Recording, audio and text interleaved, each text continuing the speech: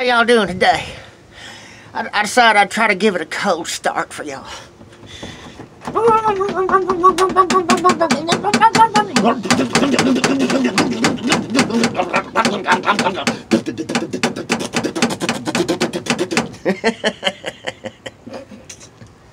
I'm just joking, bro. Got to keep yourself entertained somehow. Because, you know, keep yourself entertained, sing yourself some tunes, put some spitballs in your ear, you know, dig in your nose, whatever it takes to keep your mind off of what you're doing to a certain extent, you know. A lot of people that are watching this video, you know, might, you know, disagree with the guy that owns this truck. I mean, he's bought this smorgasbord. I mean, the cab come from a different place, the bed came from a different place, the fenders came from a different place, the cross mirror, I mean the front end, you know, assembly underneath it, control arms and all that other stuff come from a different place, the rear end come from a different place. About the only thing that came from one place is I think the bed here.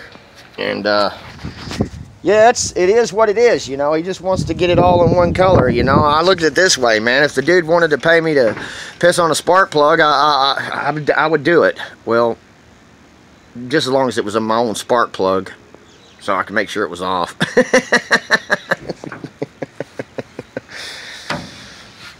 But we're just getting it done and just scuffing it, you know. It ain't nothing pretty about it. He doesn't want nothing fancy. He just wants the outside. He don't even want to mess with the inside of the bed or underneath the hood or in the cab. I mean, dude's got a lot of nice things around here that's just interesting to me. I mean, he has just, it just goes on and on, you know.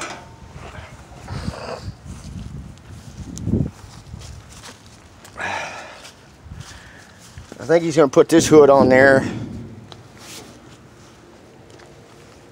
Probably going to put some sealer over the top of this before I put the flat black on it. Because he wants the whole thing flat black, you know. I don't want that rust bleeding through, you know. Might want to just go buy a couple of cans of that epoxy primer sealer, you know, in a can or something. But,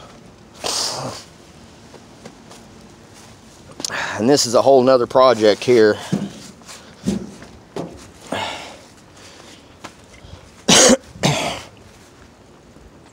I'll give you a little sneak peek. Just a little one.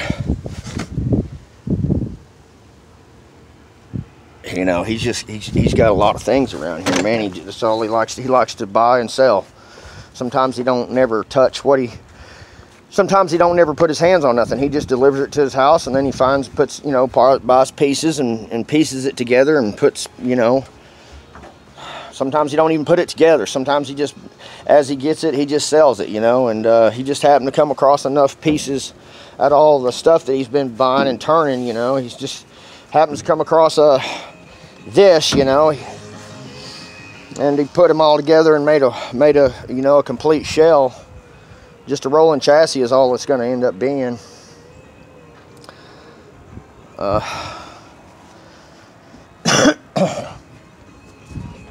got to sit down.